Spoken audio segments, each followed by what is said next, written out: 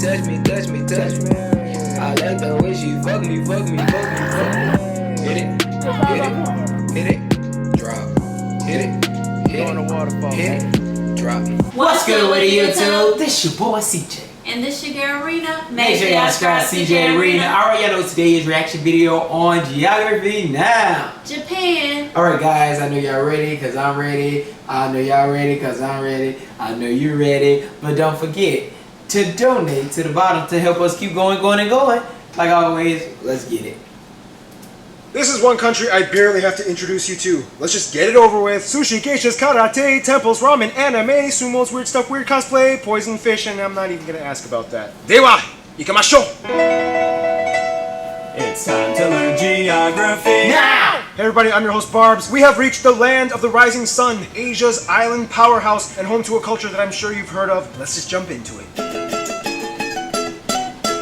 Ah, Japan, you have such a story behind you. First of all, Japan is located right off the east coast of the Asian continent between the Pacific Ocean and the Sea of Japan, stretching all the way from the Sea of Okhotsk in the north with the East China Sea to the south. The country is divided into 47 prefectures, each with incredibly beautifully minimalistic style flags. The prefectures are divided into 4 different categories: Ken, To, Fu, and Do. The first level, Ken, Ken, refers to the 43 plain prefectures. Then you have To, which means something like metropolis, and this category only applies to Tokyo City. Fu refers to the urban prefectures, which applies only to the cities of Osaka and Kyoto. And finally, Do, which is a unique category translating to something like circuit, and it applies to all of Hokkaido in the north. Speaking of which, Tokyo, Japan's capital, is the largest city in the world with its greater metropolitan area, including Kanto, containing about 37 million people. That's more than the entire population of Canada. However, Tokyo is kind of like 23 smaller cities all smashed into one, divided into units called wards. And the closest thing to a capital one would probably be Chiyoda, where the Emperor, Prime Minister, and Supreme Court are located. After the greater Tokyo Kanto region, you have the next largest cities, Osaka and Nagoya, coming in at third. Keep in mind, about 90% of people in Japan live in cities, and the vast majority on Honshu and Kyushu. The busiest airports, of course, being Tokyo's 2 twins, Haneda, which is actually in Tokyo, and Narita International, which is like an hour-and-a-half drive away outside of Tokyo. Then you have Osaka's Kansai International,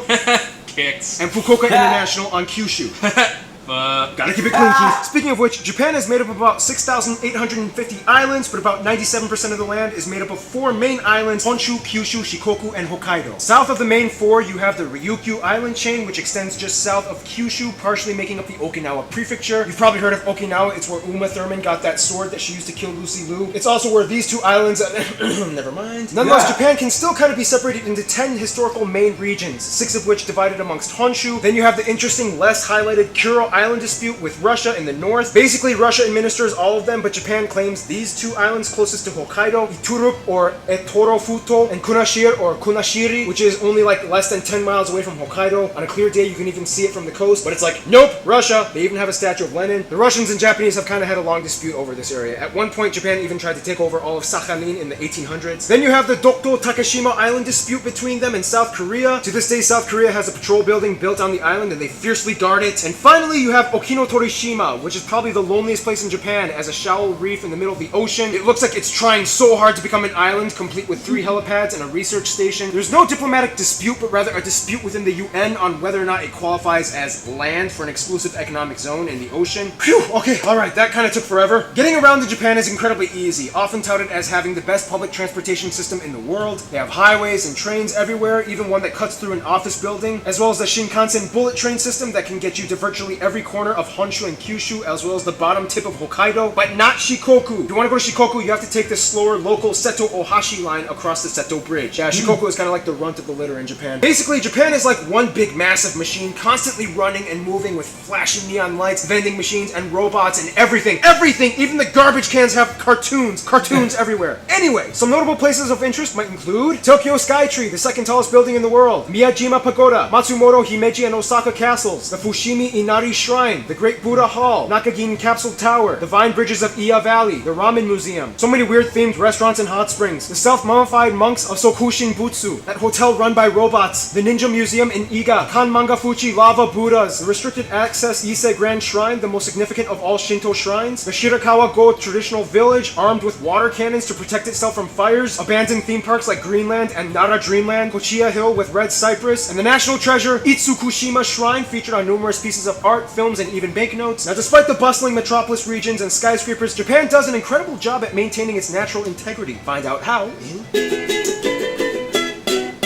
Now, Japan's land is kind of like a gingerbread house. Beautiful on the outside, but potentially dangerous on the inside. First of all, Japan is a stratovolcanic archipelago located right on the most precariously situated section where 4 major tectonic plates converge: the Pacific, the Philippine, the Eurasian, and the North American plates. Of course, this means that not only is Japan subject to earthquakes, but also tsunamis, which, by the way, is a Japanese word, tsunami, caused from sub-oceanic activities such as the one recently in Fukushima caused by the epicenter in the Japan Trench off the Pacific. This also means that Japan is a volcanic area with numerous volcanoes still active, like Aogashima, a volcano within a volcano, Mount Aso, the largest volcanic caldera. This in return also blesses Japan with countless natural hot springs, which they like to exploit and build bathhouses on, called onsen, typically indicated with this symbol. All this plate activity in volcanoes means that about 70% of Japan is mountainous, with the highest peak, Mount Fuji, overlooking Tokyo, which by the way is still technically an active volcano, which erupted about 300 years ago. The rift between the Philippine plate and the Eurasian plate creates the Japanese Alps, which bisects the country on Honshu. This isolated geologic war zone in return, though, kind of blesses Japan with an abundance of unique flora and fauna. Today, about 70% of Japan is forested with nice natural water sources, like the longest river, the Shinano, and the largest lake, Lake Biwa on Honshu. Endemic animals can be found, like Japanese hornets, macaque monkeys, tanukis, giant salamanders, bobtail cat, sero, red fox, red-crowned crane, the national dog, the Shiba Inu, the national bird, the green pheasant, and the national fish, koi. Speaking of animals, Japan has quite a few feral animal islands and towns, such as Tashirojima, the cat island, Okunoshima, the rabbit island, the town of Miyajima for deer, Miyagizao for foxes, and of course Jigoku Dani, where you can see those monkeys in hot springs. With limited space and only about 20% highly subsidized arable land, Japan has kind of had to think outside the box. So they said, hey, why not go to the sea? Today, Japan is disputably the most advanced aquaculture society on the planet. Not only do they have the largest merchant marine fleet in the world, but they also harvest everything from shellfish to seaweed in offshore ocean plots and fish farms. They love fish. They even have the largest fish market in the world, Tsukiji. Speaking of which, we all know about Japanese food. I feel like I don't even really have to give you a list of notable dishes like sushi, mochi, or ramen. However, Japan is known for making strange flavors of conventional snacks, drinks, and desserts, such as yogurt Pepsi, spaghetti popsicles, horse and octopus ice cream, pancake juice, wasp crackers, and Kit Kat has tried pretty much anything under the sun. Itadakimasu! Speaking of which, Japan is the 3rd largest world economy by nominal GDP, mostly due to their various technology and automotive industries that have swept over the world by storm since the middle of the 20th century. The largest automotive companies include Toyota, Mitsubishi, Honda, Nissan, Mazda, Suzuki, and Subaru, as well as tech companies and their subsidiaries like Hitachi, Sony, Epson, Canon, Toshiba, Fujitsu, Panasonic, Nikon, and Nintendo. This does, however, cause a problem. Japan is classified as a high throwaway society in which lots of resources get unnecessarily used and tossed. Like, come on Japan, I know you have aesthetic standards, but seriously, I don't need one apple in vacuum-sealed plastic wrap. Nonetheless, Japan is often seen as one of, if not the world leader in robotics and tech science, receiving more Nobel Prizes in science than any other Asian country. And it's kind of impressive. I mean, with a high population and limited space, Japanese people know how to consolidate and innovate. Speaking of Japanese people.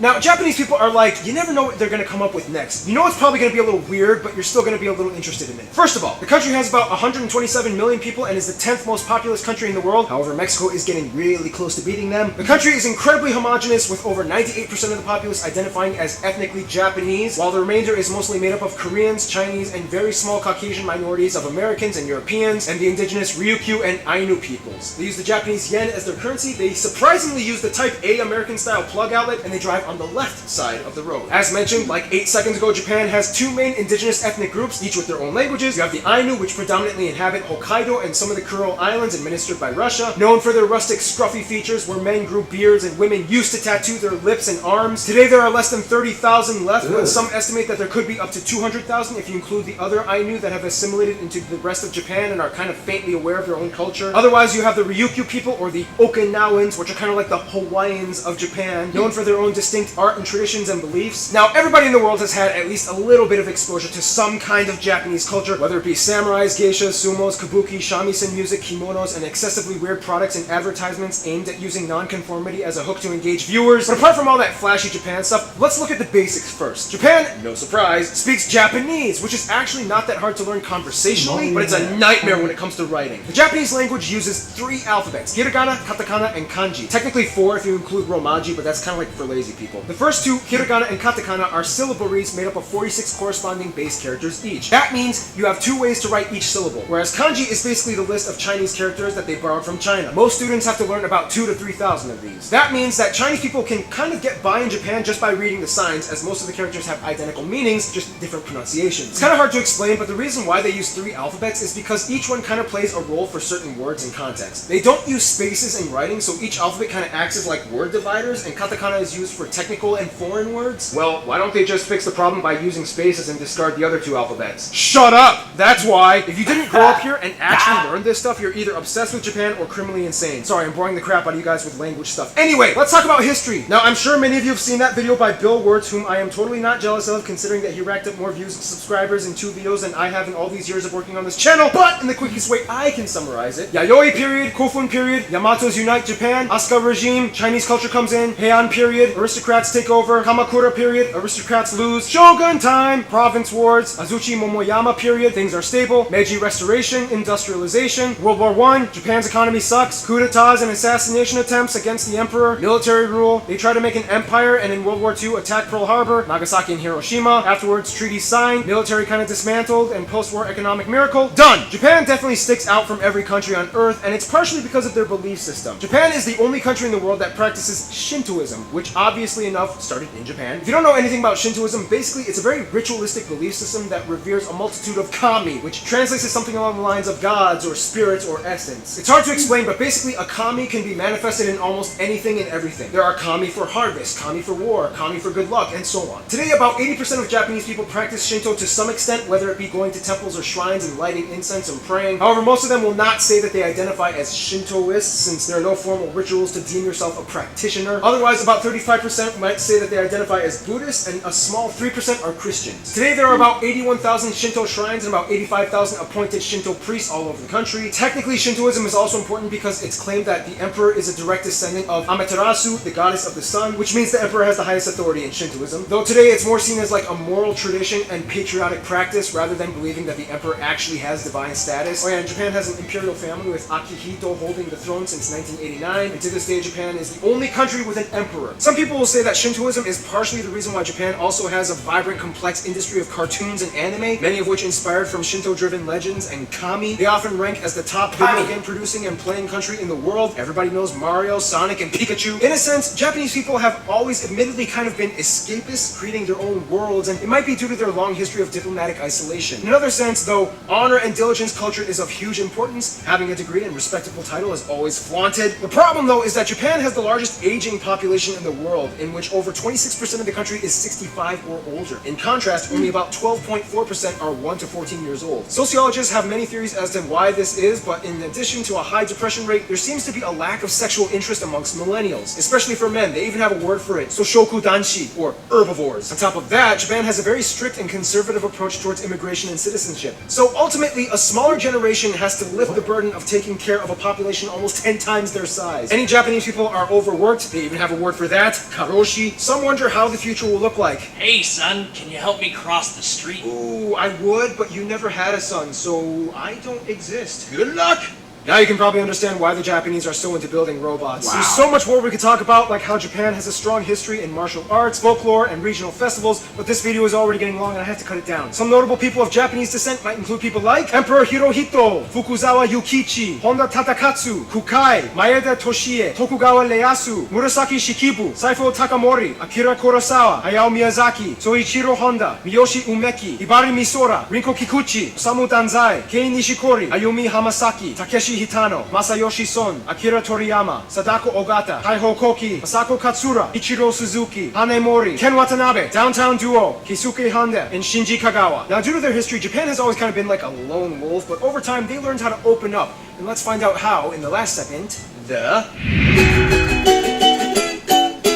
So Japan is a pretty big player on the world stage. As a member of the G20, G8, IMF, WHO, UN, EAS, Interpol, and like 400 other acronyms, they know diplomacy pretty well. They get along with Brazil, Peru, and the Philippines pretty well, as each country contains many Japanese communities. And in addition, lots of people from these countries either visit or work in Japan. Peru even had a Japanese president. As mentioned in the France episode, Japan kind of sees France as like the epitome of European exoticism. And after English, French is one of the most highly desired languages to learn, although good luck considering how every French word kind of ends in a continent. The Pacific Island nations of Palau, Kiribati, and Marshall Islands still hold close ties, even though Japan kind of occupied them during the first half of the 20th century. Japanese people love visiting and provide business and revenue for these countries. Money. Their biggest frenemies are South Korea and China. These three are like the Asian trifecta, dominating most of the business and affairs in the East. Despite Japan having invaded and occupying these two for decades, my own grandmother was actually raised in Japanese-occupied Korea, and to this day she still speaks fluent Japanese. They've mostly moved on, plus the whole North Korea thing kind of makes South Korea and Japan closer. The youth of today love piggybacking off of each other's cultures. Koreans and Japanese admit it, they can't get enough of Japanese anime and video games, whereas the Japanese are obsessed with K-pop, and you know, they kind of got kanji and Buddhism from China, so